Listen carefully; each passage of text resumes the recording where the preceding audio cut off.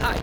Back in 2020 during the COVID lockdown, I went over my favorite coaster from each manufacturer. Back then, my coaster count was well under 200, and my experience in the coaster world was rather limited, at least compared to today. Since I made that video in 2020, my coaster count has over doubled, my park count has over tripled. So today I'm going to revisit this topic and see what has changed and what could have possibly stayed the same. In this video, I'll mention what coaster I picked from each manufacturer back in 2020, then update it to my current favorite. This is my favorite coaster from each manufacturer, 2023 edition. Now before we go manufacturing into this video, if you haven't already, make sure you subscribe to the channel. I'm watching you.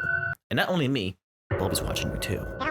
And he knows who has and who hasn't subscribed to the channel yet. After all, this is his channel, not mine.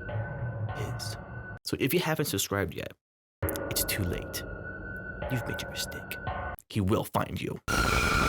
Let's start with some of the smaller manufacturers and work our way up to the bigger ones. Let's start off with Vegan. Back in 2020, I haven't written any yet, so it wasn't in my video back then. But my favorite coaster from them is Alpine Coaster.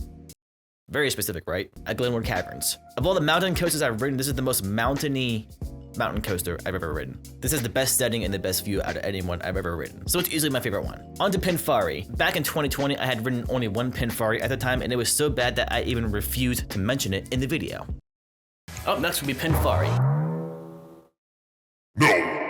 But since 2020, I have ridden one other Pinfari, and that is my pick for this company, and that would be Mousetrap at Wonderland. This ride was sketchy as hell, it was janky as hell, but I guess it was fun. Honestly, there's no good Pinfaris out there. I find it hilarious that the trains were pushed by hand out of the station. Very fitting for that park. On to Din Corporation. Again, back in 2020, I had not ridden anything from Din at the time, but now I have ridden all 4 remaining operating Din coasters in the country. And my favorite one out of them is Wolverine Wildcat at Michigan's Adventure. This was also the very first coaster opening up in 1988. This ride had just gotten some GCI Titan track added to it, and other parts of the ride got regular retracking work. The whole first half of this ride was honestly fantastic. There's a lot of good pops at airtime. All the retrack sections and the Titan track sections were butter smooth. The second half of the ride didn't have anything done to it, and it was a little bit rough and didn't really do too much, so the ride really shines in the first half. If the second half got a refurbishment, this ride would be a pretty solid wooden coaster.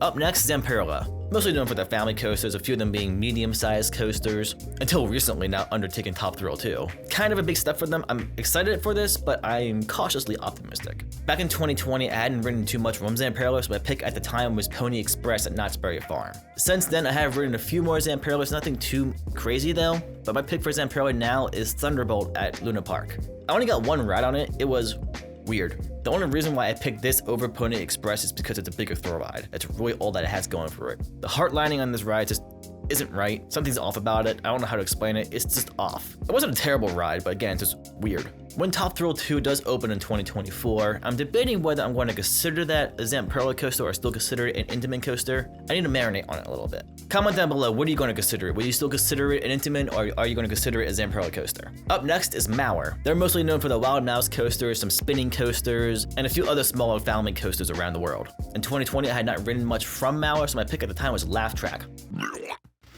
Just the fact that I praised the Laugh Track on one of my videos just makes me sad. Anything I can do to hate in that ride, I'm going to do it, because it doesn't spin. But since then, I have ridden quite a few more rides from Mauer, so my pick for Mauer is Hollywood Rip Ride Rocket at Universal Studios. This is a very polarized coaster, it seems. It has a fan base of people who swear by the ride and think that it's an absolutely fantastic ride, while many other people think that it's a piece of garbage. And I will be honest, my first ride on this ride, I was not impressed by it. If anything, I thought it was a piece of shit. It was super janky, rough as hell, and I got little to no airtime. I just found no enjoyment in the ride, so I didn't understand why people even liked this ride. But a few months later, I got a few more rides on it, and rode a lot better on those rides, and I learned to not ride on a wheel seat on this ride. Wheel seats are rough on this one, but even on a non-wheel seat, it's a lot better. But still, it's just kind of a weird coaster for Universal. Like, why do they go that route? I have no idea. But for what it is, it's fun. Moving on to Zierer. This manufacturer just seems to have an identity crisis. Lots of small coasters, some family coasters with some unnecessarily long trains. Then suddenly you got a launching vertical lift hill, something like a Gerstlauer, then something like Fair Bolton, which is a wannabe Intamin Blitz. But it's a lot of fun. Fair Bolton Beetleton was my favorite coaster from Zero back in 2020, and that is still the case today. I often forget that this is supposed to be a family coaster because it's intense as hell. The first launch has a pretty good punch to it. The hill following immediately after the launch, especially in the back row, you get some pretty serious airtime on that. The indoor helix, I always gray out on it. The drop track is definitely the most intense drop track that I've ever been on. And the ending is a cool finale paying homage to Big Bad Wolf. I can't see any other Zero coasters coming in the future that would top Fair Bolton for me.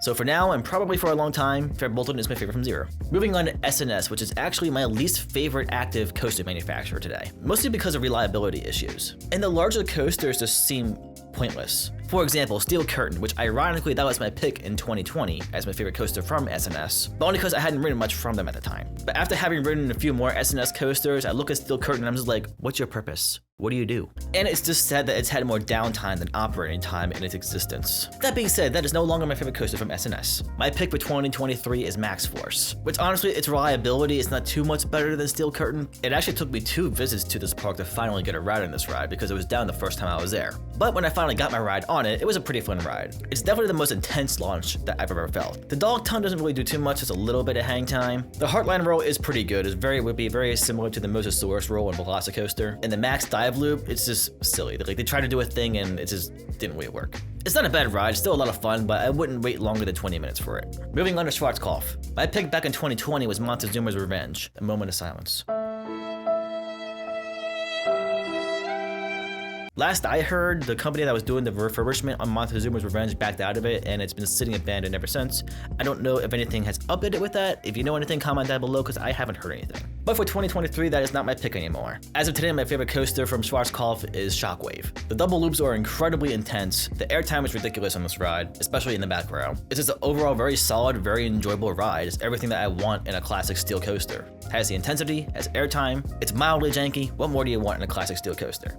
Up next is Chance Rides. In 2020, I hadn't ridden anything from Chance Rides, so I didn't mention it before. So my pick for Chance Rides is Lightning Run at Kentucky Kingdom. I'll never understand how this model hasn't taken off and has been added to more parks around the world. This ride is just so much fun, and it's butter smooth. So many pops of ejectors, super fast paced. I just wish more parks around the world would actually buy this model and take a chance on them.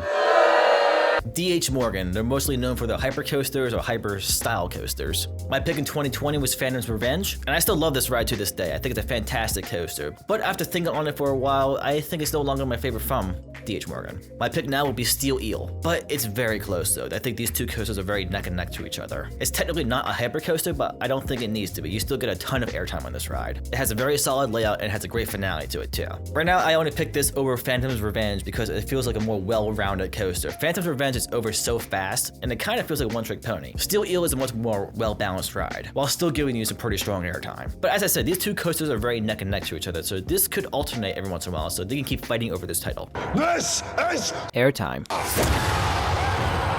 Up next is Vekoma. Back in 2020, again, I hadn't ridden much from Vekoma, but my pick back in 2020 was Expedition Everest. And to this day, it's still one of my favorite coasters at Disney World. But for this video, that title is going to go to another Disney coaster. That would be Guardians of the Galaxy Cosmic Rewind. I already got one ride on this, but that's all that I needed for it to become my favorite coaster from Vekoma. The theming and the storytelling behind this ride is second to none for any coaster I've ridden, period. The ride itself isn't all too intense, but it's still a lot of fun. The storytelling and the theming is what makes this ride for me. Up next is Gerstlauer, and my pick in 2020 was Hang Time. Now, I rode this in my very, very early enthusiast days. This is one of my first new coasters to me as a coaster enthusiast. But since 2020, I've ridden quite a few more Gerstlauers and quite a few that are better than Hang Time. So my pick for 2023 would be Monster at Adventureland Park. Many Gerstlauer coasters have a tendency to get rough or form potholes as they age, and that's just not the case for Monster. This ride is completely butter smooth, and this definitely has the best layout for any Gerstlauer coaster that I've been on. Ironically, it has more hang time than Hang Time has, and it's one of the only coasters that I've been on where it has a trimmed section and it actually benefits the ride experience. Towards the end of the ride, you hit the trims and you think, oh, that's going to ruin the pacing for the rest of the ride, but it sets you up for some amazing hang time moments on the last two inversions of the ride. I can't see any other Gerstlauer in the country taking this spot, possibly a few in Europe, but nothing in America. Up next is Aerodynamics. My pick in 2020 was X2, and that is my pick for 2023. I haven't ridden X2 since I made my last video on this, but I haven't ridden any other aero coasters that could possibly top this ride, so it's kind of a no-brainer, it's still X2. For nostalgic reasons only, Loch Ness Monster is a close second to me. That ride will always have a special place in my heart, and nothing will ever change that. Moving on to premier rides. My pick in 2020 was West Coast Racers. My pick for 2023 is Full Throttle, which is interesting because I haven't ridden either of those two coasters since I made that last video. So how does one take over the other without me having ridden them since? The best way I could explain it is that my perspective as a coaster enthusiast has changed quite a lot from 2020 to today. What I look for in a coaster and what I want a coaster to do has changed a lot since 2020. West Coast Racers is still a great ride, but I feel like Full Throttle just gives me more of what I want in a coaster as it is today. Up next is PTC, or Philadelphia Toboggan Coasters. My pick for this in 2020 was Phoenix, and that's still the case today. And I don't see this changing anytime soon. I can't agree that it's the best wooden coaster of all time. I'll say it's the best classic wooden coaster of all time possibly, but not the best wooden coaster in general. There are plenty of newer ones that definitely blow this out of the water. But some of the moments of airtime on this ride are just flat out scary. But Knoebels, please, whatever you're doing to maintain this ride, don't stop doing it. Keep doing what you're doing. And for the love of God, do not get rid of those buzz bars. Looking at you, Hershey. Don't get me wrong, these new trains do look pretty good. But still, I'll take buzz bars over any other restraint type any day. Moving on to the GCI, or Great Coasters International. In 2020, the only GCIs that I had ridden at the time was all the ones at Hershey Park and the original Gwazi at Busch Gardens Tampa. So my pick in 2020 was Lightning Racer, which funny enough now that's considered one of my lower tier GCIs. My pick for 2023 is Thunderhead at Dollywood. Even though it's an older GCI, it destroys many of the newer ones. Perfect pacing, super smooth, completely out of control feeling. What more do you want? Up next is CCI, or Custom Coasters International. Back in 2020, I had ridden only one CCI at the time, and that was Ghost Rider. I consider that a CCI, even though GCI did a lot of retract work to it, but it's still a CCI in my opinion. So that was my pick back in 2020. But for 2023, my pick is Shivering Timbers. This is easily the crown jewel for CCI. Strong, solid ejector throughout the entire ride. It is pretty rough, I can't deny that. But if you learn how to brace yourself throughout the ride, you can sort of overlook that roughness and appreciate the airtime that the ride does have. You can definitely see where Gravity Group took notes from this ride for some of their earlier attractions like Hades and Voyage. Speaking of which, moving on to Gravity Group. In 2020, I hadn't ridden anything from Gravity Group, so I couldn't pick anything then. But today, my favorite coaster from Gravity Group is easily Voyage, and nothing else is even close. Not much needs to be said about Voyage that isn't known already. This ride is simply a masterpiece, not just for Gravity Group, but just for wooden coasters in general. If you're a coaster enthusiast and have not ridden Voyage yet, you need to make this ride a priority to ride. Get your ass to Holiday World ASAP for this ride, and also for good gravy. Moving on to Mack, and my pick for 2020 was just silly, and that was Sierra Sidewinder. And that was only my pick because I hadn't written much from Mack at the time. But now I'm a more enlightened enthusiast. Cringe. No, I'm doing that. So now my pick for Mack is Time Traveler. The vertical drop out of the station is easily my favorite part of the ride. And the rest of the ride is just so much fun and unlike any other experience you can get in the United States. The only downside of the ride is the launch. You do stop and stay there for a little while, definitely destroys the pacing. And the launch itself isn't anything too great, but the rest of the ride is still a lot of fun. Mack doesn't seem to have the biggest presence in the United States. They seem more prominent in Europe and Asia. I do hope to see much more of Mack come to the United States, or hopefully I can just get myself to Europe soon to ride all the Macks over there. Up next is B&M, and my pick in 2020 was Mako. I still love this ride to this day, but there's no question that my pick for 2023 completely overshadows this ride, and that would be Fury 325. This is the Mona Lisa of B&M. The layout in the first half could not have been executed any better. It maximizes that sensation of speed while throwing some airtime in there too. The second half is a little bit weaker, especially with that drawn out helix, sort of kills the pacing a little bit, but it has a decent finale with those airtime hills. I guess you could say that this ride cracks me up. My leg! Too soon?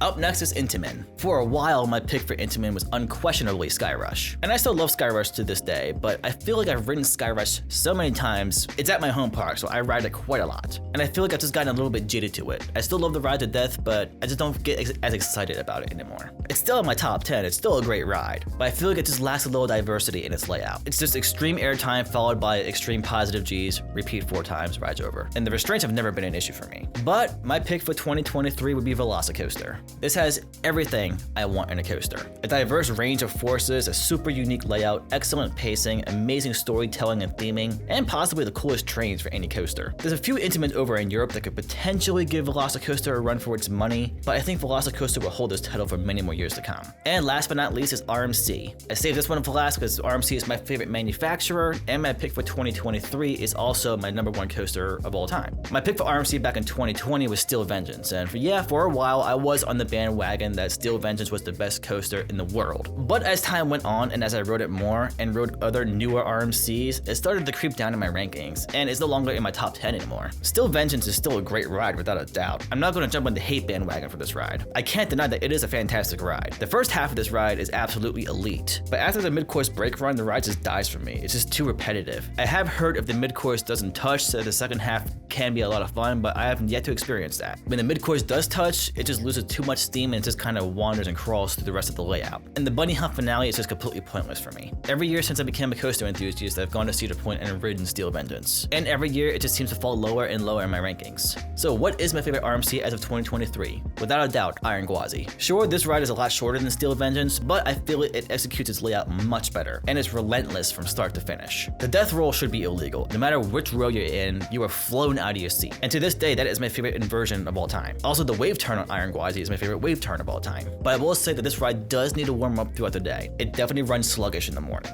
My very first ride on it was a morning ride, and I could tell it wasn't running as good as it possibly could. And later on in the day, it was running a lot faster. This was in February of 2022. I came back to Busch Gardens Tampa later in May when it was a lot warmer out, and it was running even faster in May. I can't imagine how this thing runs in the hot summer months. But you're never going to catch me in Florida in the summer. Never. No.